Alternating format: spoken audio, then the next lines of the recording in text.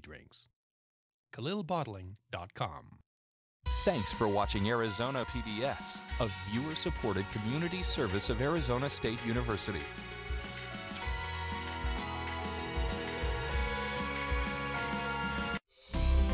The easiest and best way to support Arizona PBS is by becoming a sustaining member. Your monthly contribution of $5 or more comes directly from your bank account or credit card, so you know your membership is always current. It also means no more renewal notices in your mailbox. So more of your dollars go to the programs you love. It's convenient for you, greener for us, and better for the planet. Become a sustaining member today. Coming up next on Arizona PBS, Life and World. Arizona PBS congratulates its winners of 4 2017 Emmy Awards. Check Please Arizona led the way with 2 wins as Arizona PBS continued its tradition of producing award-winning local programming and its dedication to excellence for viewers like you.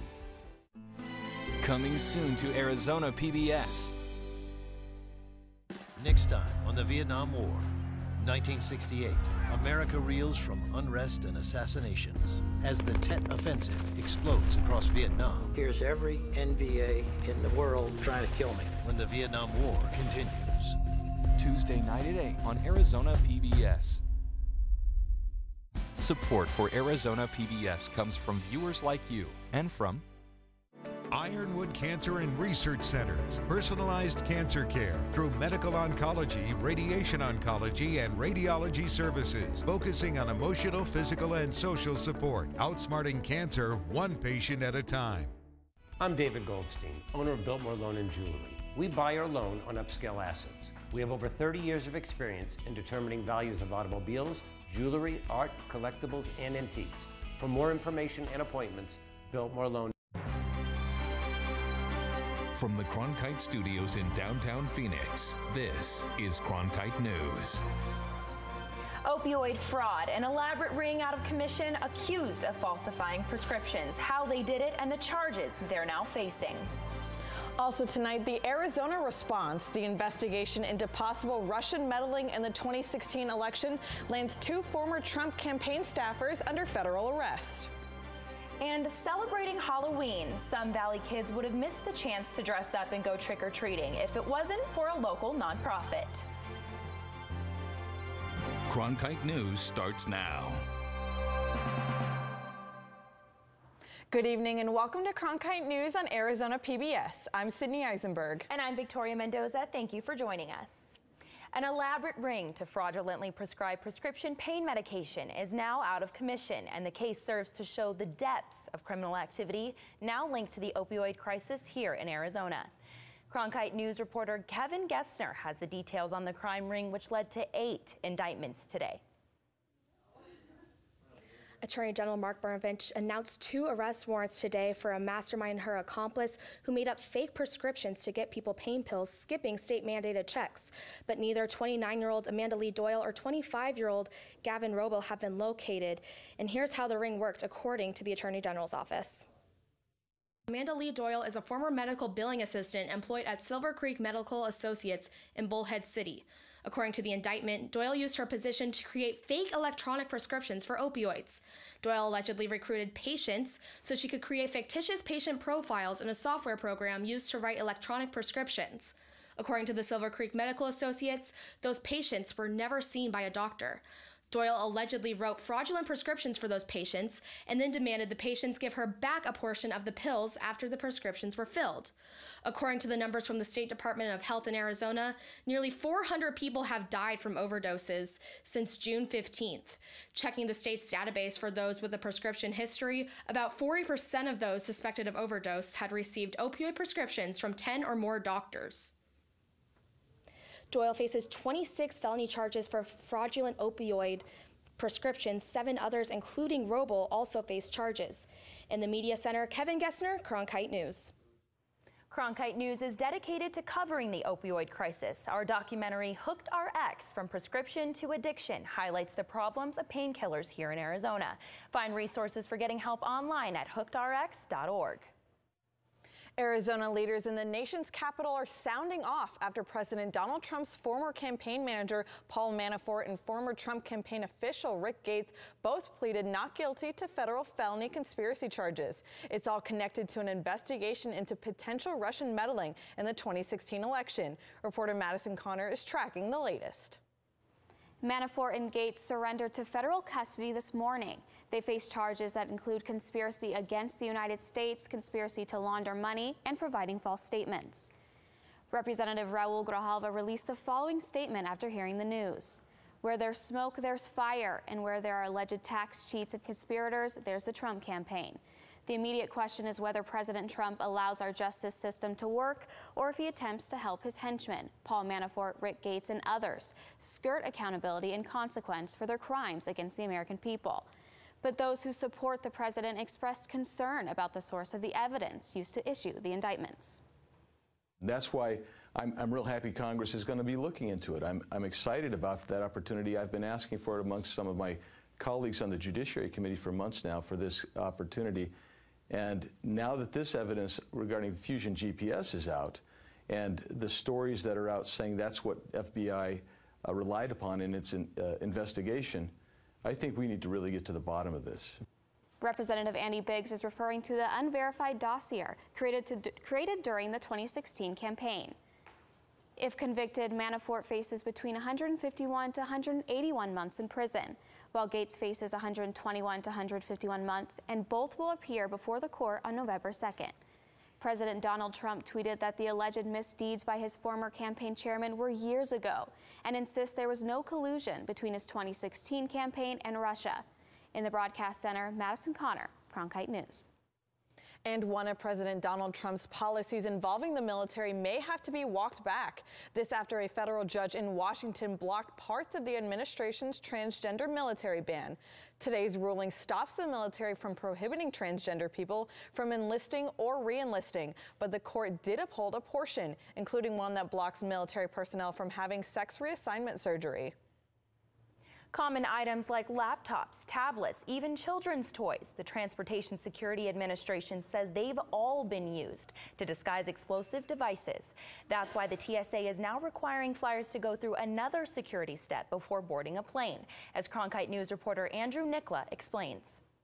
A banana and an e-reader may not seem to have much in common, but to security screeners at the nation's airports, the two items can look like explosives are hiding in your luggage. That's why the Transportation Security Administration is now requiring that any electronic device bigger than a cell phone be put into its own bin for X-ray screening.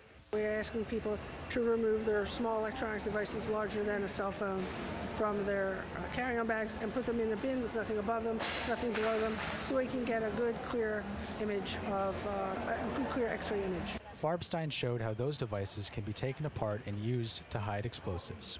As for the bananas, foods with that consistency can look like explosives on the scanner, so TSA is suggesting, but not requiring, that you take them out too. People in Phoenix Sky Harbor have experienced this possibly longer security process, but starting soon, people across the country could begin to see changes in their wait times in their airports. TSA concedes the extra steps might add to wait times, and it is again reminding travelers to leave plenty of time before their flights. But Farbstein said the new measures don't ask flyers to do much more than they have already been doing. You know, people have been doing something very similar with their laptops for years. We've been asking them to remove their laptops from their carry-on bags. Now we're asking them as well to remove their large electronics, larger than a cell phone, their personal electronic devices, and do the same. It's really not that complicated. The goal, she says, is to stay one step ahead of the terrorists. Reporting at Dulles International Airport in Virginia, Andrew Nicola, Cronkite News. Sky Harbor was one of 10 airports where the new process was tested earlier this year. And with the national rollout, 8 more airports in Arizona now require the screening, with Tucson International Airport adding the requirement last week. The Tucson Unified School District is a little cash-strapped after a drop in enrollment. The district has to make a mid-year $4.5 million budget cut. The district says nearly 900 students who were projected to go to schools in the district decided to go elsewhere. That drop in enrollment affects how much money districts get. The Tucson School District hopes to keep the cuts from affecting classrooms. And nearly 2 months after President Trump's decision to end DACA, students at ASU are still showing their support for Dreamers. They did so in a big way by marching through ASU's Tempe campus, calling attention to the issue and reminding people the fight continues. Cronkite News reporter Fortessa Latifi was there as ASU students took to the streets.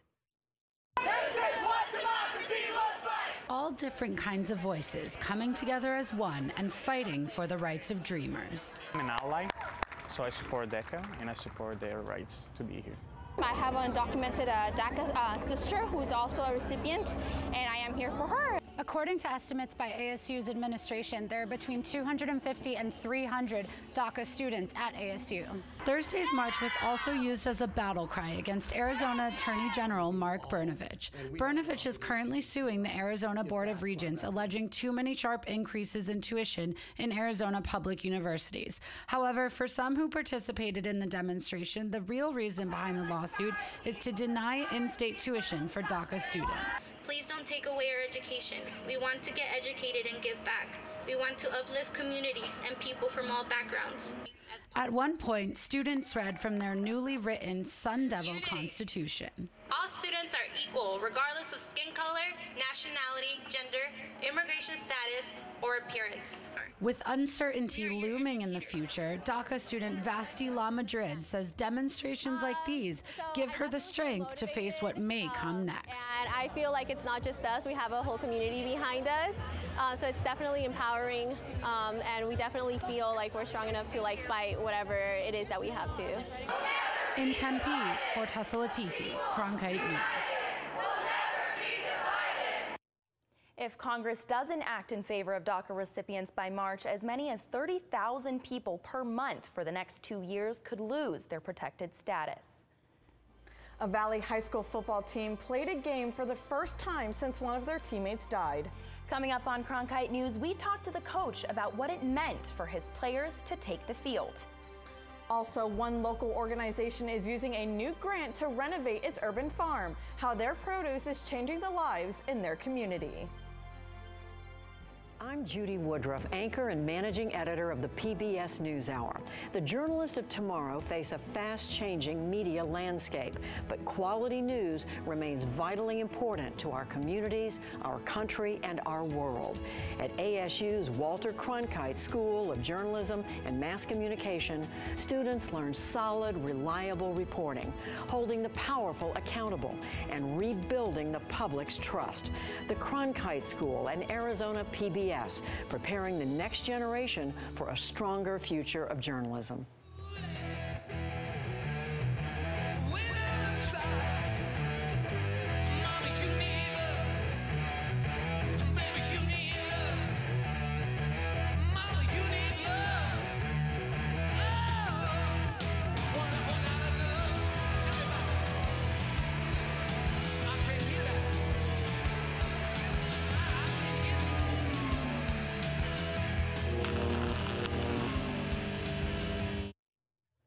The death of a Moon Valley High School football player has been ruled accidental.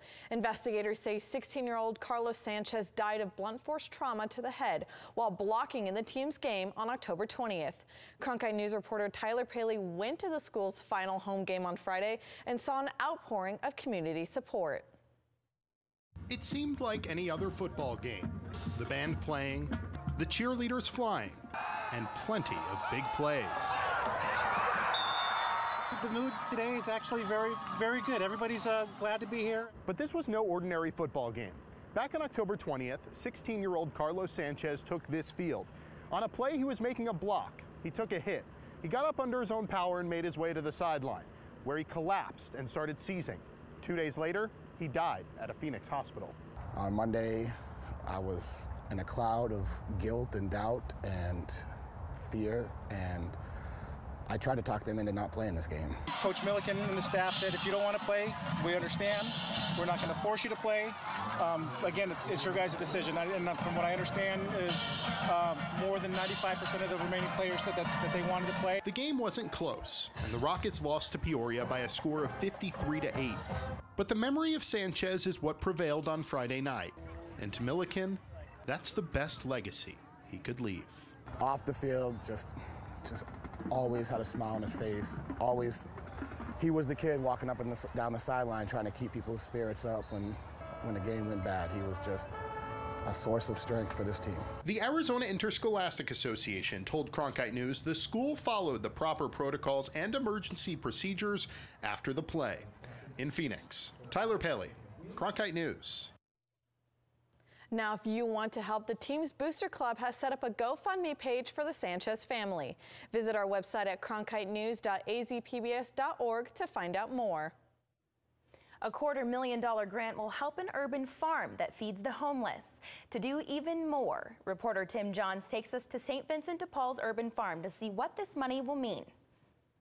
Nika Forte is the coordinator for the St. Vincent de Paul Society's Urban Farm, a program designed to combat food insecurity for homeless people by providing them food grown freshly on their farm. It was to get more of the homeless guests that we service on campus eating more nutritious and healthy foods. For many of the people that St. Vincent serves, the food provided to them is an invaluable part of their lives and might be the only meal that they have all day. Having a meal and a wholesome meal, like fresh vegetables and fresh fruits, helps these people get out and go to work. Although founded only 4 years ago, the program has proven successful and now feeds hundreds of people every day. The farm will now undergo a massive renovation thanks to a $250,000 grant that it received from Valley Partnership. That money will help the project expand its services to include providing educational and employment training. We're also starting up an apprenticeship program where we partner with Martori Farms and some of our local nurseries and farms to get clients who work with us in the urban farm working the skills they need to work and get back into society to be more sustainable and can take care of themselves. Because for Forte, it's not just about helping those in need. It's more than just a place for us to grow food.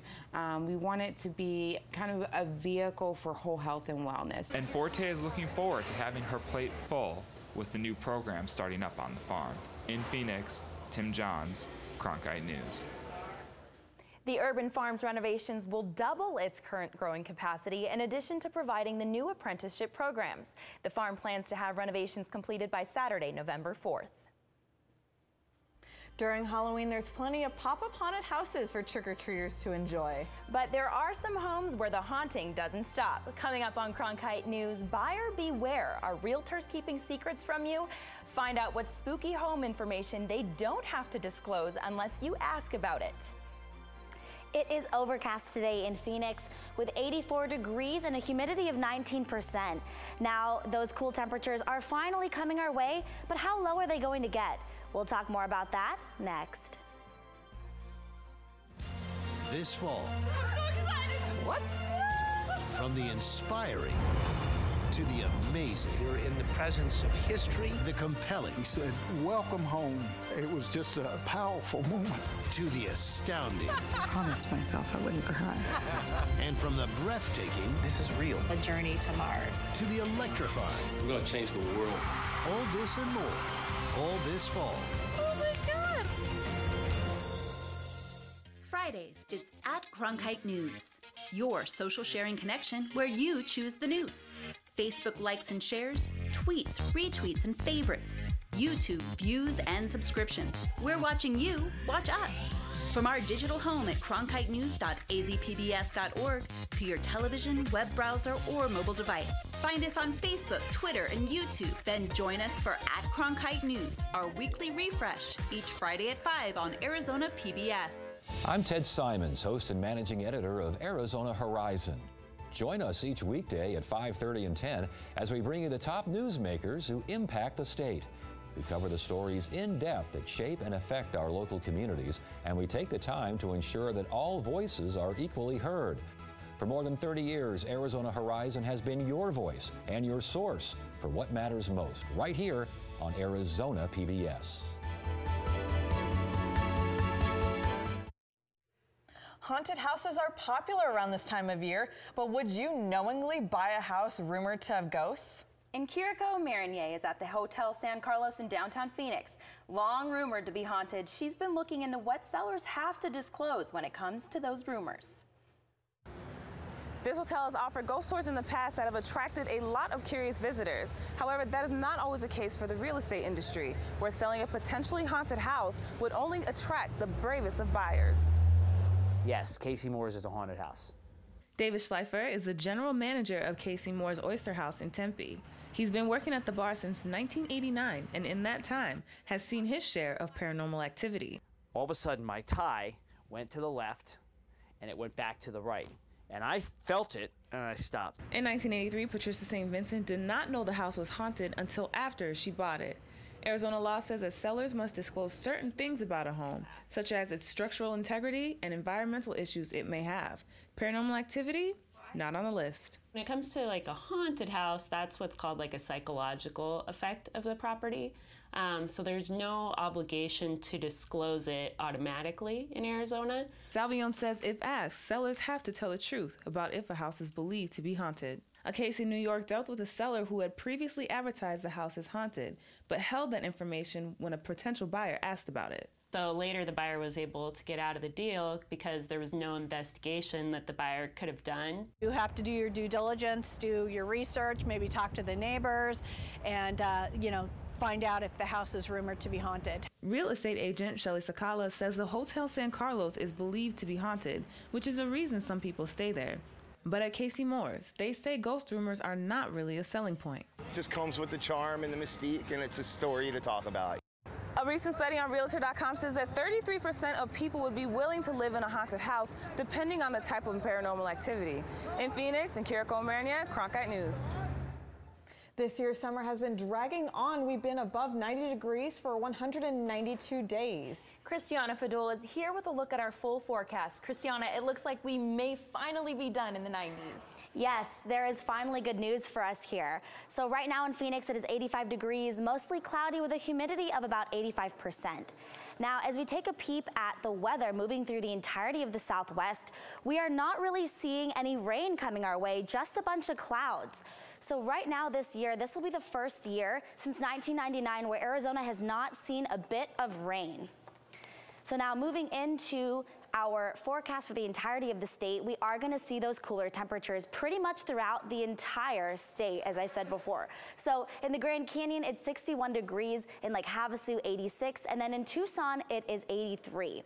Now moving it closer into home into the valley, we are seeing those cooler temperatures pretty much everywhere except for down in Gila Bend. So there it is 92, in Scottsdale 82 degrees, and then in Chandler 84. Now taking a look at the weather for the rest of this week, for Halloween it is going to be a wonderful cool temperature, 82 degrees for our kiddos out there. Although as it drops to 62, I do recommend giving them a sweater to take along with them. Now moving through to the rest of the week, we are going to see the mid 80s all the way through to Monday, where we have clear skies, a high of 79 and a low of 59. For Cronkite Weather, I'm Christiana Fadul. There are some smoking conditions up north. The north rim of the Grand Canyon is being treated with prescribed burns to clear out dead vegetation to better manage any wildfires in the future. The Kaibab National Forest at the Grand Canyon has the perfect conditions right now for what is called a burn window. These warm, dry, and windy conditions are aligning for the ideal time frame that has already allowed Northstone Fire Management to treat several thousand acres. And as the conditions continue, they can treat more than 13,000 acres in the area. It's crucial these burns are done in order to help prevent the spread of future wildfires. Excited because the tip of our prescribed burn we just completed, that's an area that hasn't seen fire in over 100 years. And so we had a significant buildup of vegetation in that area. It's in a mixed conifer area of the park, and it's an area that we don't commonly see fire just because of where it was located. And so it was really important for us to get in there and treat those fuels to clean out some of the vegetation on the forest floor. While the smoke may cause a short-term impact on the area, Northstone Fire Management is looking forward to the long-term benefits of these burns.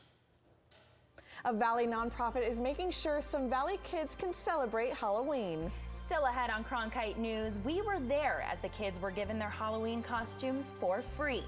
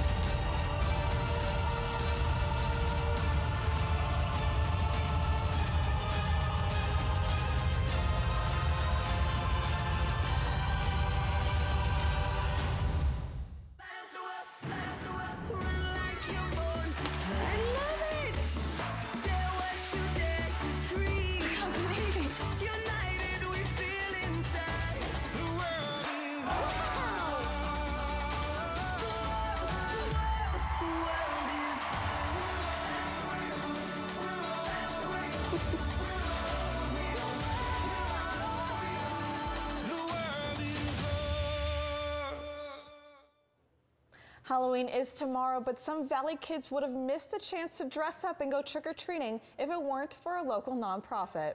Our Sierra Delgado was there as the kids were given Halloween costumes so they can celebrate the spooky holiday. For struggling families, buying Halloween costumes can be an extravagance. But thanks to Together We Grow Phoenix, the Hernandez family is ready for fun. We are going to trunk and treat. The nonprofit program put on an event to hand out free costumes that were donated. And so we just want to make their day a little bit brighter and their Halloween a little bit nicer. During the event, the kids painted pumpkins and picked up goodie bags. They also wrote thank you notes to the donors who made it all possible. Thanks to donations from volunteers, 60 kids are going to come away with costumes for Halloween this year. She got My Little Pony, and then my older one got Groot from Galaxy, the Guardians.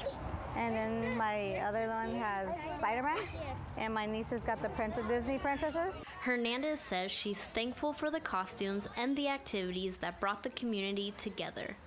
In Phoenix, Sierra Delgado, Cronkite News. Next month, Together We Grow will be partnering with 25 ASU student volunteers to provide brunch and dinner boxes to families in need ahead of Thanksgiving. Anyone is welcome to donate. Finally tonight, sometimes a special reunion can mean more than just winning or losing a game. On Sunday, one Arizona State soccer player said she had a senior day she'll never forget. Final senior is Allie Moo. Honestly, there's not even words for it. I was just so surprised and so happy. It was amazing turning around and actually physically getting to see him. Yes, Allie, turn around. To have him back, it's been a year and a half since I've seen him last, and we're super close, so it was the best feeling ever. It was amazing and awesome. I told her last time I saw her, I'll be there for your senior game, and so I got to fulfill that promise. And let's hear it one more time. Marine Corps Lance Corporal Eric Cruz. Cronkite News is proud to be the news division of Arizona PBS. Here's what's coming up on Arizona Horizon. On the next Arizona Horizon, we'll hear about a plan to improve the Valley's economy through the arts. And we'll discuss freedom of speech on college campuses with First Amendment attorney Floyd Abrams. That's the next Arizona Horizon. That's it for Cronkite News tonight. Thank you for joining us. For top Arizona stories anytime, go to cronkitenews.azpbs.org.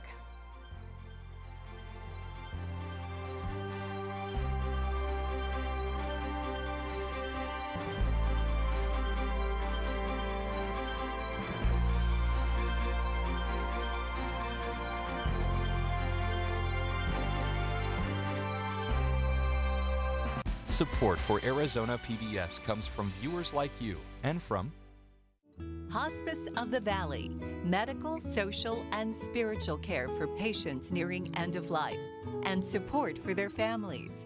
A not-for-profit community hospice, HOV.org.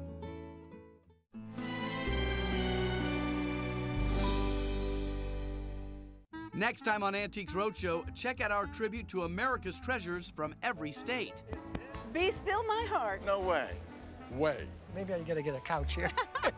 Tune into this special first hour Antiques Roadshow, Our 50 States. Tonight at 7 on Arizona PBS. Explore new ideas and new worlds here on Arizona PBS, a community service of Arizona State University.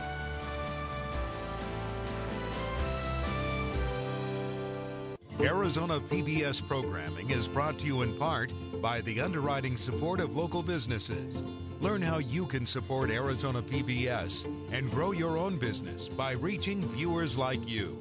Call 602-496-8664 or azpbs.org/underwriting.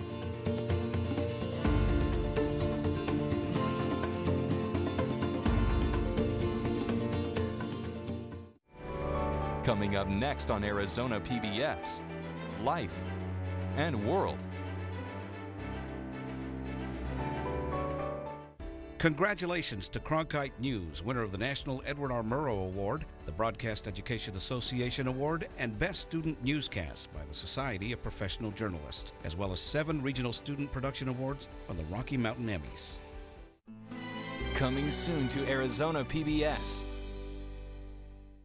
Next time on the Vietnam War, 1968, America reels from unrest and assassinations as the Tet Offensive explodes across Vietnam. Here's every NVA in the world trying to kill me. When the Vietnam War continues. Tuesday night at 8 on Arizona PBS. Vladimir Putin. His clashes with 3 American presidents led to grievances for the United States and interference in the 2016 election.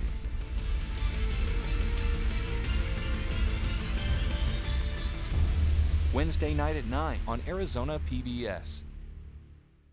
Support for Arizona PBS comes from viewers like you and from Yupa's Thai Kitchen in Tempe features fresh, authentic Thai cuisine and vegetarian Thai dishes served in a homeland-style decor atmosphere. Open for lunch and dinner 7 days a week. Information at 480-839-0576. Friendship Village Tempe, a retirement community for over 30 years, offers independent living with residency options, lifelong learning classes, as well as continuing care. Information at friendshipvillageaz.com.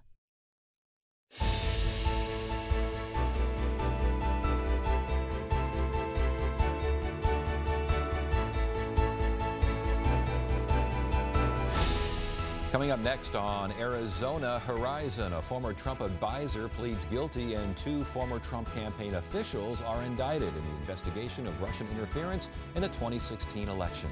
And we'll look at an effort to help the economy improve through the arts.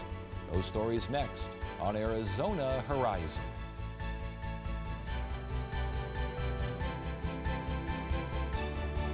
PBS, members of your PBS station. Thank you.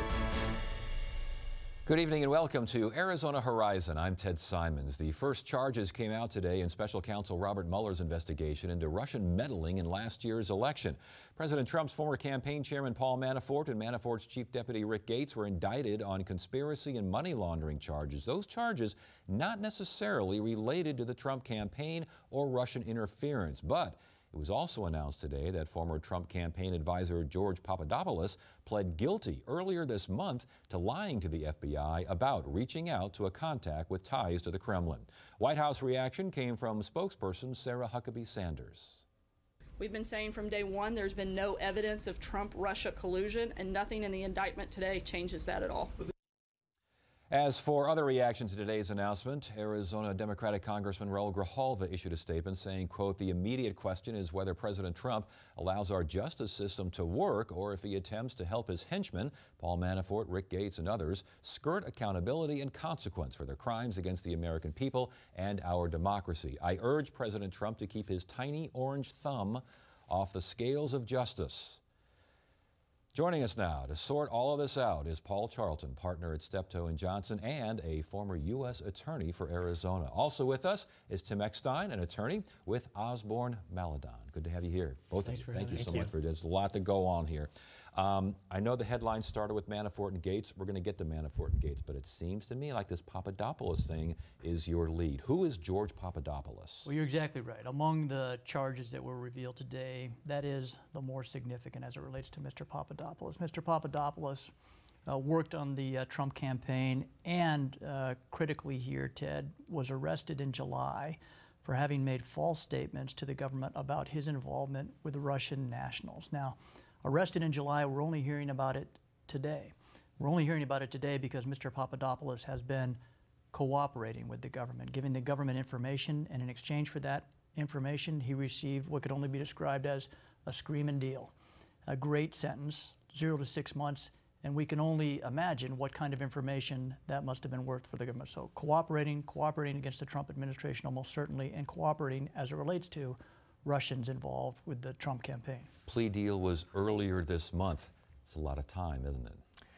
It's from October 5th, I believe, was the date of the plea deal. Maybe the more important time frame is that between July 27th and October 5th, and that's the date that Mr. Papadopoulos was taken into custody.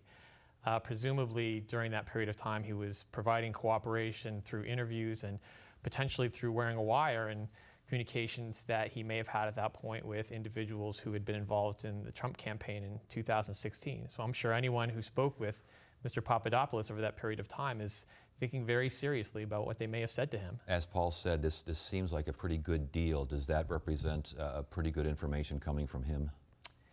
It represents certainly substantive information that the government finds valuable, as well as the government's perception that his cooperation is sincere and he's being forthright with them. And what did he lie about? Setting up a meeting and this sort of thing between Russian operatives and Paul Manafort? That's exactly right. He lied about the relationship he had with individuals who had Russian connections. A professor, only designated and only named as a professor, an individual who claimed to be the niece of Putin, the leader of Russia, but later found out not to be the niece, but had detailed conversations with them that included their invitation or discussion about the fact that they, the Russians, had in their possession thousands of emails that were damning and that related to Hillary Clinton.